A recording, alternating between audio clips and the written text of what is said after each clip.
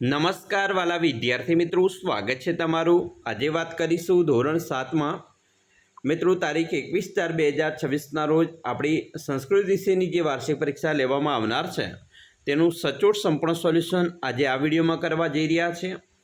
મિત્રો વિડીયોની શરૂઆત કરીએ તેના પહેલાં ખાસ ચેનલમાં નવા હોય તો ચેનલને અવશ્ય સબસ્ક્રાઈબ કરી વિડીયોને લાઇક અને શેર કરવાનું ન ભૂલતા। તો મિત્રો વાત કરીશું સંસ્કૃત વિષયની અંદર પ્રશ્ન નંબર 1 છે, નીચે આપેલા વાક્યનું સુંદર અક્ષરે અનુલેખન કરો। મિત્રો અહીંયા તમને જે વાક્ય આપવામાં આવેલા છે તે વાક્યો તમારે બેઠા જ લખવાના છે। કોઈપણ પ્રકારના કાના માત્રાની ભૂલ કર્યા વગર 5 વાક્યો છે સુંદર અક્ષરે તમારી સપ્લિમેન્ટરીની અંદર લખવાના રહેશે। પ્રશ્ન 2 છે, ચિત્રો જોઈને સંસ્કૃત શબ્દ લખવાનો છે। અહીંયા મિત્રો પહેલું ચિત્ર છે તો એ ટીવીનું છે, તો એની સંસ્કૃતમાં દૂરદર્શનમ કહેવાય। બીજું ચિત્ર છે પંખાનું છે, તેની સંસ્કૃતમાં વ્યંજનમ કહેવાય। ત્રીજું ચિત્ર છે ફ્રીજનું છે, જેને સંસ્કૃતમાં શીતકમ કહેવાય। ચોથું ચિત્ર કમ્પ્યુટરનું છે, તેને સંગણકમ કહેવાય। પાંચમું ચિત્ર વિમાનનું છે તો એને વિમાનમ કહેવાય। પ્રશ્ન 3 છે, એનો અ છે, નીચે આપેલા શબ્દોનું સંસ્કૃતમાં અનુવાદ કરો। જીભ, જીભને જીહવા કહેવાય। પગને પાદહ, છાશને તક્રમ, મીઠું અને લવણમ, અથાણું અને અવલે, ધીરજ ધૈર્ય, રણપ્રદેશ મરુભૂમિ, રાજા નૃપ, મોબાઈલ ભ્રમણભાસ અને ફ્રીજ તેને શીતકમ કહેવાય। મિત્રો પ્રશ્ન 3 છે, એનો બ, નીચે આપેલા વાક્યનું સંસ્કૃતમાં અનુવાદ કરો। પહેલું છે ભગવાન શંકર ત્રિનેત્રધારી છે, તો એની સંસ્કૃતમાં શંકર ત્રિનેત્રધારી અસ્તિ તેવી રીતે લખાશે। બીજું, કૃપા કરીને પીરસો, તો કૃપયા પરિવેશયતુ। 3, બગલાની ડોક વાંકી છે, બકહ ગ્રીવા વક્રાસ્તિ। 4, રાધા કમ્પ્યુટર ચલાવે છે, રાધા સંગણકમ ચાલયતી। 5, નેહા પાણી પીવે છે, નેહા જલમ પીબતી। પ્રશ્ન 4 અ છે, કોષ્ટકમાં આપેલા શબ્દોનો યોગ્ય ઉપયોગ કરી 5 વાક્યો લખો। ઉદાહરણ આપેલું છે ઉષ્ટ્ર વને અટતી, તેવી રીતે આપણે અહીંયા લખીશું અહમ પત્રમ લિખામી, મયુર પુસ્તકમ પઠ્ઠતિ, છાત્ર, તો અહીંયા મિત્રો છાત્ર પુસ્તકમ પઠંતી આવે, બીજું પણ કરી શકાય। છાત્ર ઉદ્યાનમ ગચ્છતિ પણ લખી શકાય।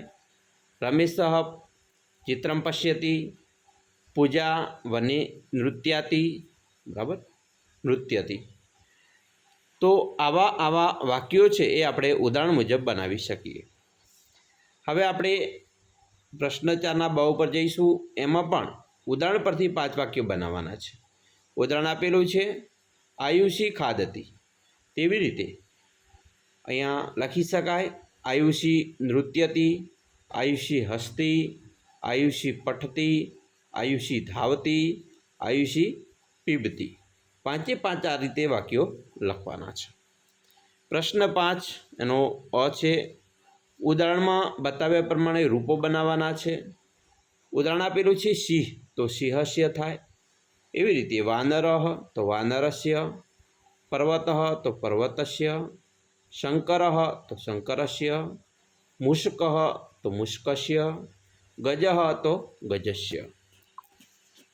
પ્રશ્ન 5નો બ છે, એની આપણે વાત કરી લીધી મિત્રો, આ રીતે લખવાનું છે।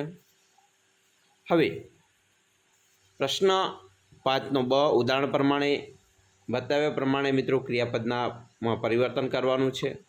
ઉદાહરણ આપેલું છે નમ તો નમંતી, એ રીતે ખાદ તો ખાદંતી, પત તો પતંતી, પઠ તો પઠંતી, દૃશ અથવા પશ્ય તો પશ્યંતી, પા યા પીબ તો પીબંતી। પ્રશ્ન 6 અ, ઉદાહરણમાં દર્શાવ્યા મુજબ ફેરફાર કરી વાક્યોને બહુવચનમાં ફેરવો। ઉદાહરણ આપેલું છે માનવ વૃત્તપત્રમ પઠતી, તો માનવ વૃત્તપત્રમ પઠંતી, તેવી રીતે માનવ જલમ પીબતી, તો માનવ જલમ પીબંતી। તેવી રીતે બીજું બહુવચન થશે માનવાહ ચિત્રમ પશ્યતિ, ત્રીજું માનવાહ રોહિકા ખાદંતી, અને ચોથું માનવાહ વનમ ગચ્છન્તિ। પ્રશ્ન મિત્રો આગળ જોઈશું। બ કૌંસમાં આપેલા શબ્દોનો ઉપયોગ કરી ઉદાહરણમાં બતાવ્યા પ્રમાણે વાક્ય બનાવીને લખો। તો અહીં આપેલું છે ઉદાહરણ યત્ર પરિશ્રમ તત્ર સફળતા, એવી રીતે યત્ર ધર્મ તત્ર વિજય, યત્ર પરિશ્રમ તત્ર સફળતા, યત્ર ક્રોધ તત્ર વિનાશ, યત્ર સ્વચ્છતા તત્ર પ્રભુતા, અને યત્ર નાર્યસ્તુ પૂજ્યંતે તત્ર રમંતે દેવતા। એના પછી મિત્રો આગળ જોઈશું। આપણે અહીંયા જોઈ લીધું છે